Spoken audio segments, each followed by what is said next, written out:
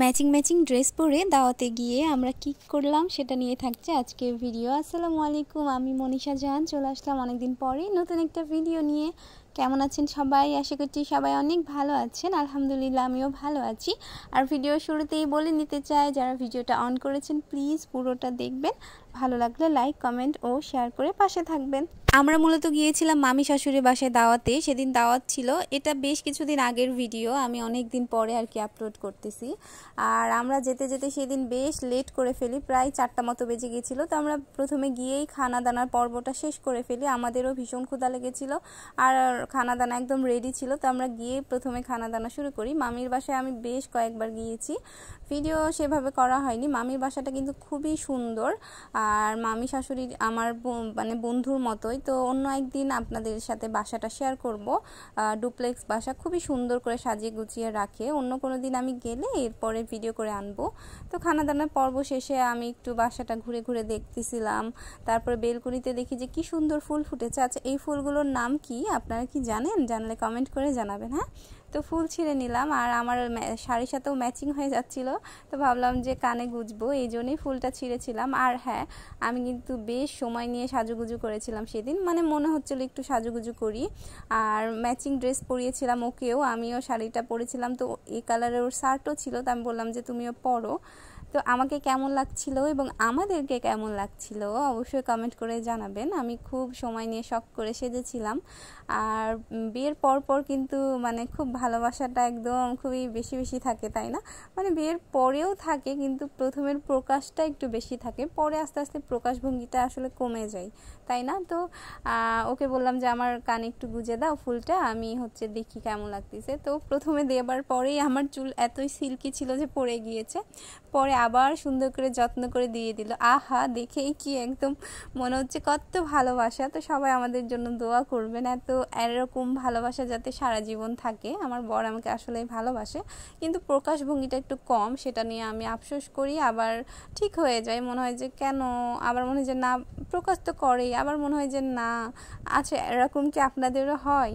মানে যখন একটা জিনিস চিন্তা করেন, যখন বরের সাথে ঝগড়া হয় তখন মনে হয় যে বিশ্বের খারাপ মানুষটা হচ্ছে সে, আর যখন ভালোবাসে মনে হয় যে আমার হাজবেন্ডের মতো ভালো মানুষ একটাও নেই। আর কার কার এমন মনে হয় অবশ্যই কমেন্ট করে জানাবেন। তো এই যে আমরা এখানে একটু আড্ডা দিচ্ছিলাম মামির সাথে, মামিরও যেহেতু পেজ আছে, তো মামি আমাদের ভিডিও ক্লিপ নিচ্ছিল, এই জন্য আমরা একটু লজ্জা লজ্জা পাচ্ছিলাম। মানে মুখের সামনে ভিডিও করলে একটু কেমন লাগে না? আর মামি হাসিয়ে কথা বলতেছিল, এই জন্য আরও হাসি পাচ্ছিল। কি কথা বলছিল এত মনে নেই। তো এই তো আমরা বসেছিলাম, একদম নতুন বর্ব লাগতেছিল। তারপরে চলে আসি। তারপরে তো বৃষ্টি হচ্ছে বেশ কিছুদিন, তো বৃষ্টির মধ্যে হাঁটতে কিন্তু বেশ মজা লাগে। তো এরপরে একদিন সন্ধ্যাবেলায় একটু বের হয়েছিলাম, আমার একটু টেলার্সে কাজ ছিল, তো সেই দিন বের হই। আর এটা হচ্ছে আমাদের সিম্পল লুক। কোন লুকে আমাদেরকে বেশি ভালো লাগছে, সেজে গুজে নাকি নর্মালে, সেটাও জানাবেন। তো টেলার্সে গিয়ে আমার একটা জামা দেবার ছিল, তো জামা দিতে গেছিলাম। এই যে আমার জামাটা আর কি ওকে টেলার্স মামাকে বুঝাচ্ছিলাম আর কি কীভাবে বানাবে বা কি না। তো সেখানে দিয়ে তারপরে আমরা একটু ঝালমুড়ি খেয়েছি। আর এখন তো বৃষ্টি হচ্ছে, বর্ষাকাল যেহেতু বৃষ্টি হচ্ছে, মাঝে মাঝে রোদ হচ্ছে, বৃষ্টি হচ্ছে। তো বৃষ্টি থেমেছিল, তখন বৃষ্টি হচ্ছিল না। তো বললাম যে চলো জামাটাও দিয়ে আসি আর একটু হেঁটে আসি। একটু দুইজন মিলে একসাথে হাঁটার ফিলিংসটা অন্যরকম, একটু বেশি আনন্দ লাগে আমার কাছে।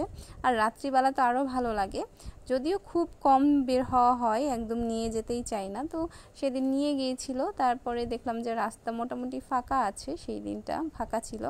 তো কিছুই ছিল না খাবো এমন, একদম চলে আসার পথে দেখি যে ঝালমুড়ি বিক্রি করছে। তো ওকে বললাম যে ঝালমুড়ি খাবো, বললো চলো ঝালমুড়ি খাই। তো মামা খুব সুন্দর করে আমাদেরকে ঝালমুড়ি তৈরি করে দিয়েছিল। আমার খুব ভালো লাগে যে এরকম বের হব। আগে বান্ধবীদের সাথে দেখা করতাম, রাস্তায় হেঁটে হেঁটে যেতাম, আর যেটা মানে কোনো কিছু দেখে সেটা খেতাম একসাথে, কি যে একটা মুহূর্ত, এই মুহূর্তগুলো আসলে অনেক মজার না?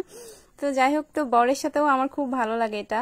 আর মনে হয় যে ফুলের দোকান থাকবে, তারপরে ফুল কিনে দিবে, কিন্তু এখানে ফুলের দোকান ছিল না আনফরচুনেটলি। সো ফুল কিনে মানে নেওয়া হয়নি আমার। তো এই যে ঝালমুড়ি নিলাম, খেলাম, মজা করলাম। ও চায়ের কথাও বলছিল যে চলো চা খাই টঙের দোকানে, তো কিন্তু আমি চাটা একদম খুব বেশি একটা খাই না।